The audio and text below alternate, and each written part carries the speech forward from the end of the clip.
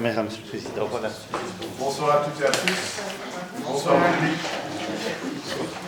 Bienvenue à cette séance.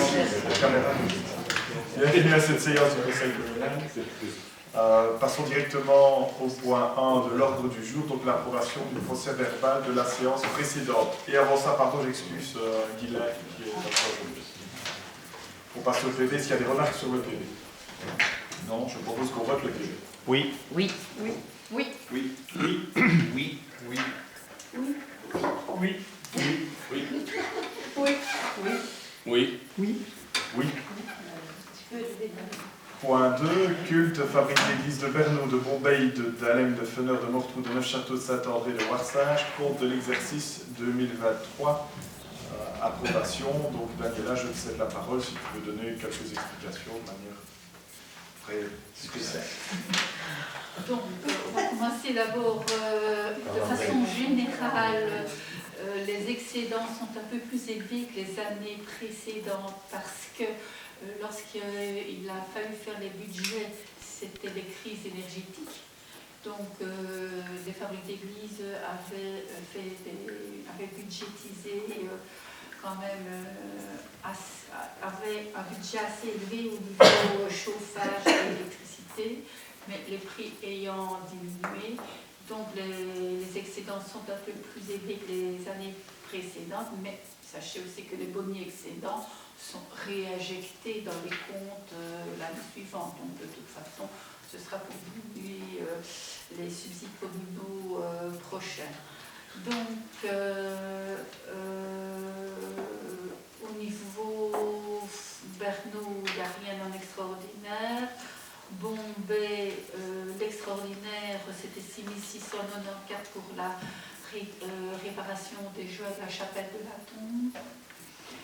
Feneur est toujours autonome. Mortrou en extraordinaire, c'était les caméras de 1245 €. Voilà. Fabrique Saint-André, rien en extraordinaire. Warsage non plus. Dalem, on fera peut-être un point séparé. Donc, on arrive au totaux des fabriques d'église en subside ordinaire à 49 873 € et en subside extraordinaire à 28 169. Donc, ce qui, donc en total, si on additionne les deux subsides, ça nous fait 78 042. On est un peu plus bas que l'année passée où nous étions à 85 672, tout en sachant que nous avons des excédents de 55 716 qui vont être réinjectés, alors que les excédents de l'année passée étaient à 29 000 €. Voilà, est-ce qu'il y a des questions? Oui, oui, merci. Alors, j'ai lu dans les dossiers que l'on reparle de la vente du presbytère à Bombay. Où en est ce dossier? Le problème du cadastre avance-t-il? Pour le moment, on a fait appel à un géomètre. Donc, c'est passé au niveau du conseil de fabrique d'église qui a pris certaines décisions qui doivent passer au collège communal. Donc, le collège communal n'a pas encore eu connaissance des décisions de la fabrique d'église. Donc, puisque c'est tout récent, j'ai eu une réunion avec eux la semaine passée.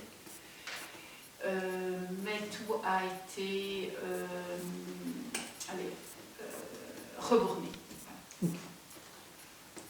Et si vous permettez, quitte à parler des fabriques d'église, des nouvelles de l'église à Dalem, par exemple. Donc l'église à Dalem concernant les assurances incendie. Donc une partie a été renettoyée.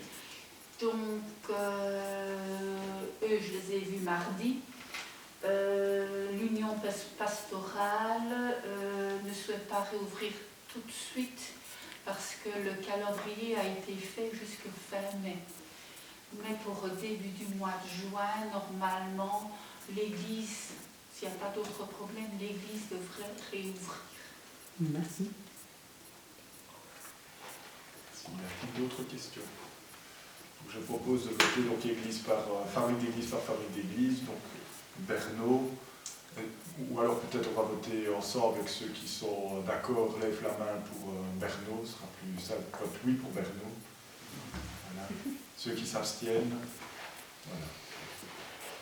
Bourbeil, pareil, ceux qui votent oui, ceux qui s'abstiennent. Voilà. Dalem, pareil, qui vote oui. Ah oui, c'est spécial, on votera Dalem. Maintenant, donc Fenner qui vote oui, qui s'abstient. Mortrou qui vote oui, qui s'abstient. Neufchâteau qui vote oui, Je vais changer de vote. qui s'abstient. Voilà. Alors, Neufchâteau qui vote oui, qui s'abstient. On l'a déjà fait, le château. Saint-André qui vote oui, on va voir si vous suivez, qui s'abstient. Wassage qui vote oui, qui s'abstient. Je vous remercie. Alors, je cède la parole pour Dalem. Daniela, si tu veux ajouter quelque chose. J'aime bien ce système. Au niveau des comptes de Dalem, c'est un peu plus compliqué parce que donc, plus de fabrique d'église, il a fallu refaire une nouvelle fabrique d'église, difficulté d'avoir le suivi des documents. Notre agent communal habitué est absent pour maladie et l'évêché, pour une fois, n'avait pas obtempéré. Je n'étais pas d'accord avec ce qu'il avait, le retour de l'évêché. Donc, on a dû faire des recherches. Donc, il y a un nouveau secrétaire qui a été nommé à Dalem. Et donc, on a dû modifier tous les comptes qui étaient revenus de l'évêché de Dalem. La première grosse modification, c'est qu'au niveau de l'évêché, ils avaient mis le subside ordinaire en subside extraordinaire. Donc là, il a fallu rectifier. Donc il y a 15 000 et des poussières qui étaient en subside ordinaire. Alors, il y a toute l'histoire de la facture du remplacement de la chaudière de Dalem. Il faut voter quelque chose avant. Je continue? Non. Donc, ça a été très problématique. Cette chaudière a été remplacée fin 22. Un premier acompte a été donné fin 22. Et sur base d'une facture solde restante, Gisèle a versé en extraordinaire les 19 000 et des poussières. Mais entre-temps, l'ancienne fabrique d'église s'est aperçue que les travaux qui avaient été demandés au niveau des cahiers des charges n'avaient pas tous été effectués. Donc, ils n'ont versé que 10 000 euros. Donc, résultat, c'est ça que vous verrez, qu'il reste, on a mis en fonds de réserve en D61 10 000 et des euros qui serviront à solder la facture du remplacement de la chaudière quand tous les travaux auront été vérifiés par la nouvelle fabrique d'église. Mais entre-temps, vous savez qu'il y a aussi un contentieux avec le même chauffagiste au niveau de l'incendie de l'église. Donc ça devient très compliqué. Donc c'est ça que je me suis permise de moi-même tout rectifier parce que, voilà, l'évêché ne s'en sortait pas. Et Gisèle était absente, ça a été assez compliqué, mais je suis arrivée à obtenir toutes les factures, toutes les preuves, et normalement, c'est bon. Donc, si je peux résumer en 2 mots. Donc, vous verrez dans le point, je ne sais pas si les conseillers qui ont leur ordinateur. Donc, j'ai remis en annexe le projet de délibération qui vous a été soumis, donc en même temps que la convocation. Et dans le point même, vous avez le projet de délibération amendé conformément à ce que Daniela vient d'expliquer. Donc, en résumé, en fait, on a le boni qui passe de 20 743 € à 9 883 € en fonction de toutes les modifications prévues. Donc voilà, comme ça vous avez les deux délibérations. Donc en annexe, vous avez le projet que vous avez reçu, et dans le point même, vous avez la délibération qui va être votée aujourd'hui. Donc on va vous demander de voter sur l'amendement, puisqu'on a changé la modification qui vous a été soumise. Donc on vote d'abord sur l'amendement et puis sur le projet. Comme ça, on est dans les délais aussi pour voter le compte de la fabrique d'église. On ne peut pas faire ce qu'on veut. On a un délai bien précis. Donc, voilà. Je propose que L'amendement. C'est bien pour bien comprendre. Donc, tu dis qu'il y a eu un à côté qui est versé en 22 pour la chaudière, et puis une somme qui a été de 19 000 qui a été versée par Gisèle. Mais comme il y avait des malfaçons ou des choses qui n'avaient pas été réalisées, ils ont seulement versé 10 000. Je m'imagine que sur 2 000. Ils sont restés dans Oui, le justement, c'est en fond de réserve. en fond de réserve, c'est le fond Mais de le fonds de réserve. réserve est resté à la fabrique d'église. Ben oui, c'est le fonds de réserve. Oui, parce qu'il y a quand même la facture, le solde reste ouvert. Donc maintenant, vu tous les problèmes qu'il y a, on ne sait pas quand le solde va être versé. Donc si dans 3 ans, on vient nous redemander, oh tiens, il faudrait solder cette facture-là, on ne saura pas reverser. Si on les récupère, on n'aura pas de pièce justificative pour pouvoir les reverser. Donc c'est pour ça qu'on les a mis en fonds de réserve. Et c'est un peu plus, c'est 10 000, parce qu'en fait la facture était de 31 000 et des 859. Et il est bien indiqué donc, pour le paiement du solde et de la facture des travaux de remplacement de la chaudière de l'église. Donc c'est bien clair.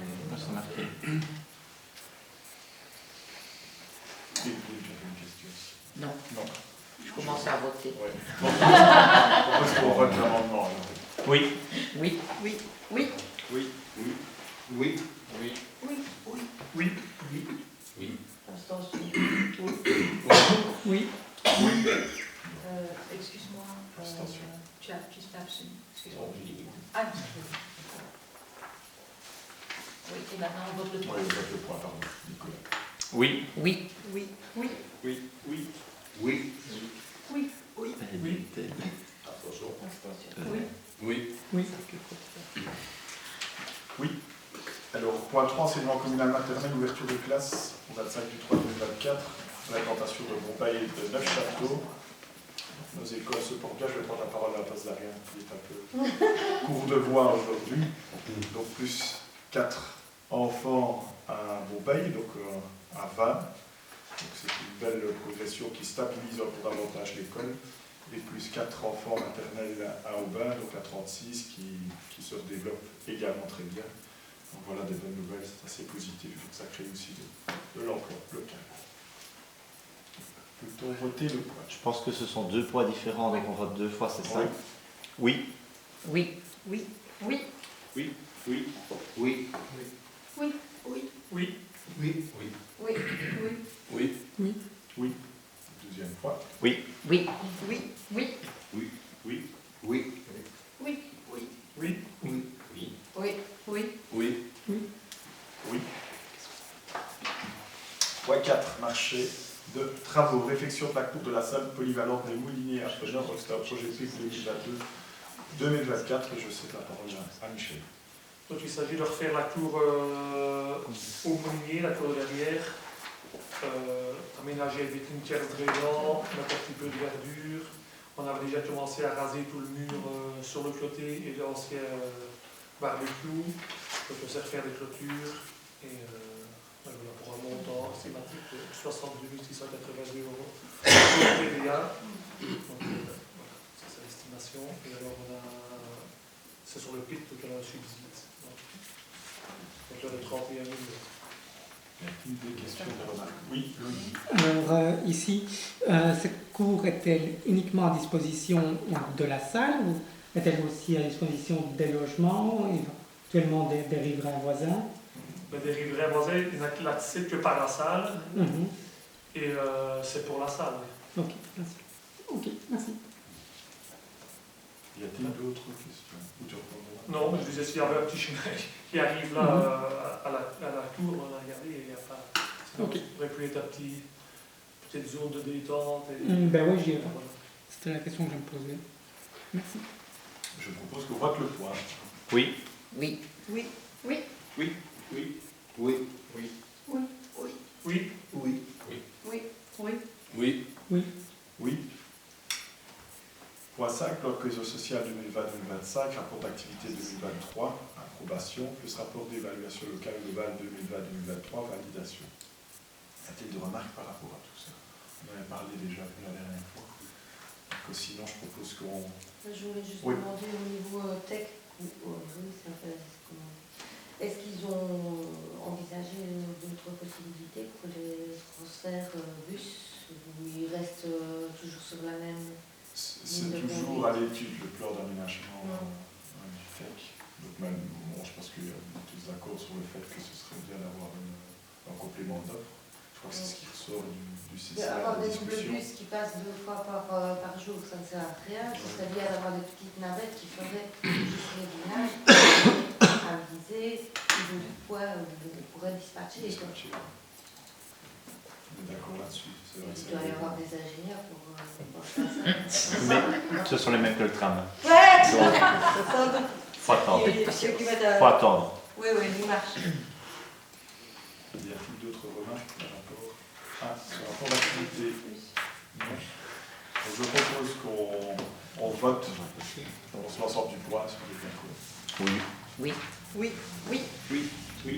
Oui. Oui. Oui. Oui. Oui. Oui. Oui. Je vous remercie. Donc, nous avons voté les 5 points. Y a-t-il une question d'actualité? Oui. Simplement des nouvelles de la rue Joseph Petit. Toujours. Elle est toujours là. La rue Joseph de Thiers, on a encore évacué une dizaine de camions aujourd'hui. On évacue progressivement. Si c'est le service travaux qui a évacué. On a trouvé un endroit pour aller évacuer les terres. On attend qu'il fasse un petit peu meilleur. On va bouger encore un gros coup prochainement, mais il faut qu'il fasse un petit peu meilleur pour éviter les terres. C'est pas de la ravine du petit chemin. Dans la ravine du petit chemin. Le chemin qui va vers le sud de Bronville. Non. Voilà. Non, on avait fait un appel sur le site de la commune, mais on a eu une réponse Une positive. réponse positive. Personne qui avait son permis d'urbanisme. Oh non. Et ça ne se stabilise pas. Ça continue à bouger. Mais les lignes seront en ligne sur la route. Bientôt, on aura des vignes dans le bas de la Oui, quand on Mais regarde au-dessus de la ville, on le voit bien. Oh, les vignes sont en dessous. À l'arrière. On fait toujours des relevés tous les 15 J'ai envie de jours raisin. pour surveiller que derrière les maisons à proximité des 2 maisons gauche-droite, que ça bouge. Je me protège. Mais pour tous les relevés, est-ce qu'il y a une étude autre que dans le militaire, au fur et à mesure? Une autre étude au milieu, les terres qui bougent, on va continuer à les enlever. On va continuer à les enlever. On avait reçu un estimatif qui était de 900 000 €. Donc, sans être sûr que si on stabilisait là, ça n'allait pas pousser sur les côtés. Donc, on avait pris la décision de dire on laisse descendre, on évacue au fur et à mesure et voir si à un moment donné ça va se stabiliser ou si on va enlever progressivement. Mais à force d'enlever, il y a moins de poids au-dessus, donc ça peut pousser moins fort. On est toujours suivi, on a joué un contrat avec le géologue de l'Université de Liège qui nous rend des rapports régulièrement. Là, dernièrement, on a demandé qu'il refasse la situation, qu'il évalue globalement s'il y a une autre solution alternative et à partir de quand est-ce qu'elle peut être mise en place. Mais c'est vrai que ce qui était conseillé pour l'instant, comme Michel a dit, c'était progressivement enlever les terres, que ça ralentisse avant de trouver une solution définitive. Et au final, on verra de la roche. C'est du schiste, c'est du schiste. Vous verrez plus vite de raisin. Je ne saurais pas vous dire comme ça, je ne vais pas dire de bêtises. Il y avait 7-8 mètres de hauteur qu'ils avaient mis sur la largeur. Donc, c'est descendu de plus de 40 mètres. Et Michel, c'est le service des travaux qui s'occupe d'évacuer les terres? Là, le service des travaux a toujours évacué aujourd'hui. Puis on sait un petit peu, ça revient contre les blocs, parce qu'on a mis les blocs il y avait des modes de terre. Aujourd'hui, il y a un petit peu, ça revient contre les blocs, puis ils ont évacué une dizaine de camions. Voilà, Michel, la même route, beaucoup plus loin vers Mortrou, après l'ancien moulin, qui est la réflexion, j'ai vu qu'elle se fissure méchamment, longitudinalement, J'ai vu qu'il y a déjà une fissure qui se fait entre la piste qui avait été faite pour la mobilité 12 là, et le Ravet. Il y a une grosse fissure. Et au même endroit, parallèlement à ça, la route est fissurée également. Et il y a un renfoncement. C'est peut-être beau de regarder là. Quand on passe en voiture, on ne le voit pas. C'est une fois que je passais à pied et j'ai vu que là, la route s'abîme vraiment On fortement. est en train de regarder pour refaire la route là et pour voir que faire, comment faire et comment l'aménager. Donc, C'est un fameux Ravet qu'il y a là. c'est un fameux ravet. Dans les trottoirs même. Merci. Y a-t-il d'autres questions d'actualité? Si on n'a pas, la séance est levée. Je vous remercie. Merci public. Oh, pardon, Patricia. Il n'y a pas de communication par rapport aux ordonnances de police. Non, le dossier n'était pas prêt sur des ratifications, donc ce sera pour la prochaine. Je t'avais plus si Moi, je vais tout Merci. Bonne soirée. Ah, oui, clos.